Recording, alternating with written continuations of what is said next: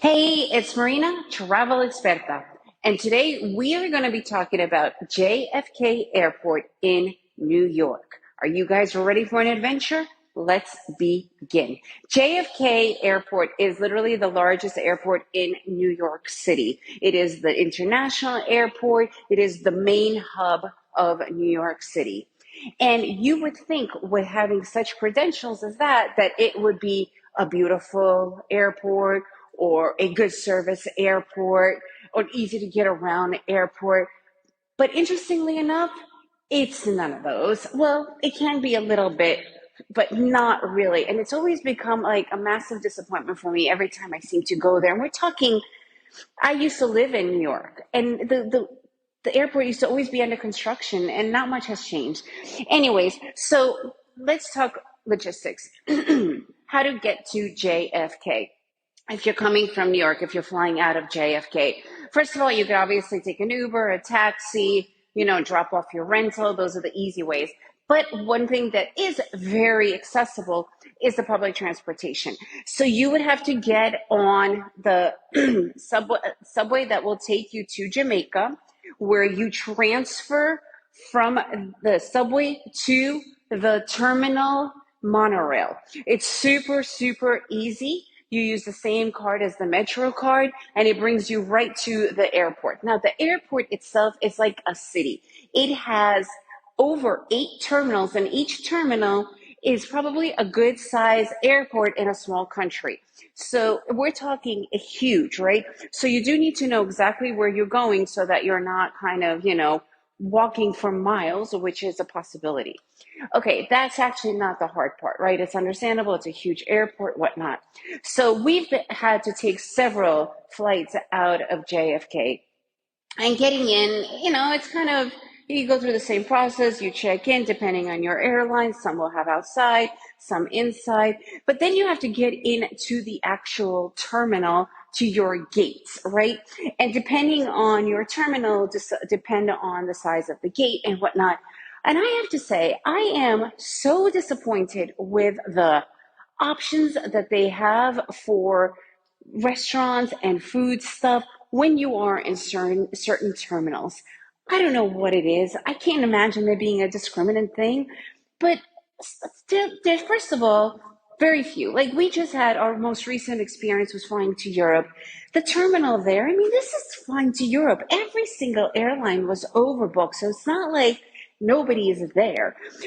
The terminal was packed, and there was 5 places to get food. First of all, nothing healthy. There was one place that gave you a little bit of a salad, and one place that gave you some options for a fruit juice, like a smoothie. And it wasn't even like the real thing. You had to buy it in a box, right? At least it was organic, whatnot. And we do prefer to have healthier options, but that's not even the point. So we had to choose, from the other 4 or 5 places. First of all, the internet does not work there. It does not work there. It's telling you that it works there, but it doesn't work there. And if you ask anybody to help you with that, nobody knows anything. Nobody knows how to help you with that. And this has not been my first time with that issue. Normally, I get internet from the actual airlines, but when you, especially when you're flying in and arriving, but when you're departing, it doesn't work like that, right? You still are not technically with the airline. Anyways, so if you are roaming like we were because we don't live in the U.S., um, you make sure that you have your own internet to be safe, but don't rely on the internet at the airport. Now, the food situation there was absolutely horrendous. And, because you never know today how long it's going to be, sometimes you arrive 4 hours beforehand and you've crossed right through without any problem, no security, or you could get there and it will take you 2.5, 3 hours just to get to your gate because of security, whatever the reasons are. I mean, I've had to sometimes wait in security for 2 hours just to get through. So you always get there a little bit early. And because you don't want to carry all this crap with you, we always rely on getting food at the airport. And normally, every airport we've been to, it's been pretty simple. So here, it was a mess. Like there was only 3 or 4 places open by the time, and the lines were over an hour on each one because there's thousands of people and 4 tiny little places open. And right where we're standing online, One place, they completely ran out of food altogether and shut down. So everybody who's been waiting had to go somewhere else. And what they offered, nobody else offered. So we went to the next line because me and my husband are vegetarian. We were going for a vegetarian burger. Literally, by the time we got there, so everybody was online. Nobody ever said anything. We literally got the last burger there, and the guy who was working there knew nothing. He didn't have any option at all. He didn't know anything about any of the sauces. He didn't know what was offered. I mean, the guy was beyond clueless, and it was just really disheartening. Like, he just did not even care. It was amazing. But what's interesting is that we got the very last burger. Nobody was told. Right, so the people that have been waiting for about an hour behind us, because that's how slow it was, by the time they arrived there without knowing, there's no other option for vegetarian. I mean, it was terrible. Anyways, it was just chaos.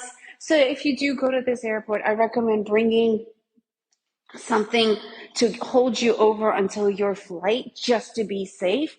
Or, you're going to have to buy some sort of crap food, which is going to cost you like $12 a bag of popcorn. So anyways, these are my advices for JFK. When you do arrive, it is a little bit easier. Sometimes you go through customs in seconds. Sometimes you could go through customs in hours.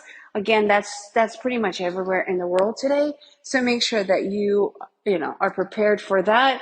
Baggage claim is pretty simple. They do have, again, you might or might not have internet when you arrive, depending on your flight, because I arrived one time with JetBlue. I had their internet the whole time. But again, when we were flying out, we couldn't get internet at all. We were not with JetBlue anymore. Depends on that. So make sure you are prepared regardless, and know where you have to go and pick up your car or the subway or whatnot. And if you need any more help with airport advice, check out my site, travelexperta.com, travel expert with an A.com. And remember to make every day an adventure.